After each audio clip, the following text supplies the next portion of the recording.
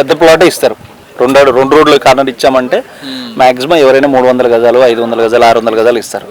So మనం అందులో మీకు ఆప్షన్ కూడా ఇచ్చాను నేను, ఏదైనా కావాలంటే ఒక 50-100 గజాలు చేసి కూడా ఇద్దామని కూడా అన్నాను. సో ఇప్పుడు ఏంటంటే ఒక ఈస్ట్ మీరు మారుతుంది మెయిన్ రోడ్ బిట్ అనుకున్నారు కాబట్టి that is the best choice ఈ రోజు వరకు. అయితే ఈ రోజు వరకు నేను కమిట్మెంట్ ఇవ్వగలుగుతా ఆ ప్లాట్ విషయం. రిమైనింగ్ మొత్తం పెద్ద ప్లాట్లు అండి, మీరు చూడండి ఆడ మీ రిమైనింగ్ ప్లాట్ ఏదైనా ఉన్నా 60x45 అంటే మినిమం 300 గజాలండి ప్రతి ప్లాట్.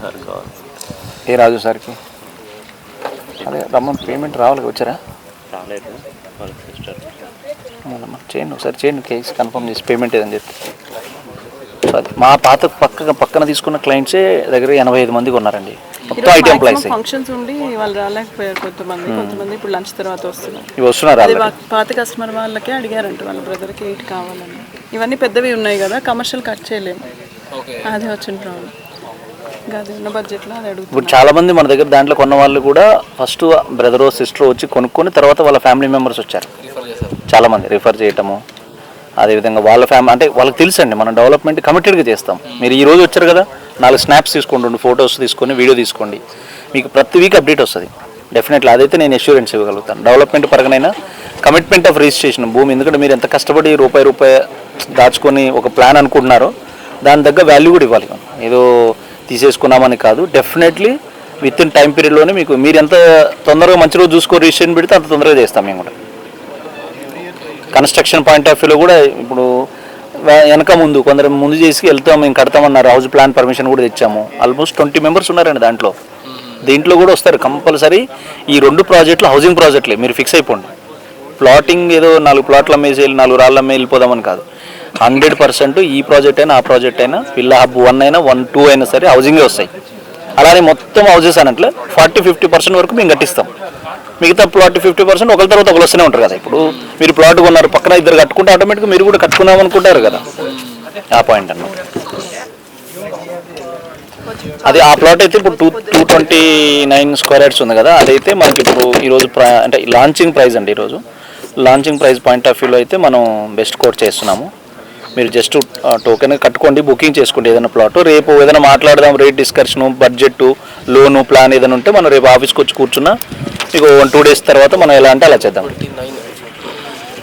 ప్లాట్ నెంబర్ 229, 230 గజాలండి, ఒక గజం తక్కువ.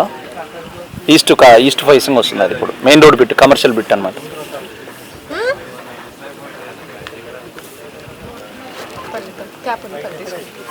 మనం కట్టుకునేటప్పుడు వెస్ట్ ఫేసింగ్ పెట్టుకోవచ్చు కదా మామ. ఈస్ట్ కొన్నప్పుడు వెస్ట్ ఫేసింగ్ మనం ఈస్ట్లో కొనుక్కొని వెస్ట్ అనే కంటే వెస్ట్ కొనుక్కోవడం బెస్ట్ అమ్మా. మీకు వాస్తు ప్రకారం మీ నక్షత్రం ఈస్ట్ కొనుక్కోవడం వల్ల ఈస్ట్ కొనుక్కొని వెస్ట్ కడితే బాగోదు, మొత్తం ల్యాండ్ ఏరియా ఎక్కువ పోతుంది, వేస్టేజ్.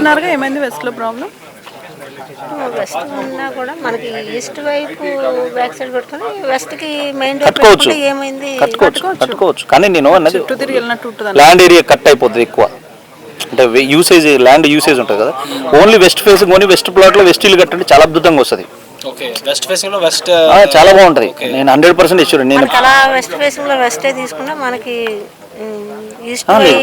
వెస్ట్ లో వెస్ట్ యూసేజ్ చాలా బాగుంటుంది మేడం. కిచెన్ లో సన్లైట్ వస్తుంది, పూజ రూమ్ లో సన్లైట్ వస్తుంది, హాల్ డైనింగ్ ఏరియాలో సన్లైట్ వస్తుంది, సూర్యోదయం అవుతుంది మనకి. అవును అవును, మనకి ఆ రకంగా అనుకూలంగా ఉంటుందా లేదా అని. వెస్ట్ ఫేస్ లో అయినా కిచెన్ కే వస్తుంది కదా మీకు. వెస్ట్ అయినా కిచెన్ కి పొద్దున్న సన్లైట్ అంతా వెనక్కి పడుతుంది కదండి. అది ఇప్పుడు ఈస్ట్ కంటే అది మెయిన్ దీనికే రోడ్ పాయింట్ కే వస్తుంది కదా ఈస్ట్ కంటే. మెయిన్ రోడ్ పెట్టే 100 అడుగులు పెట్టుకుంటాం. ఇప్పుడు ఎంట్రన్స్ వెస్ట్ కి పెట్టుకోవడానికి ఎంట్రన్స్ లో మూసేసినట్టు ఉంటుంది కదా.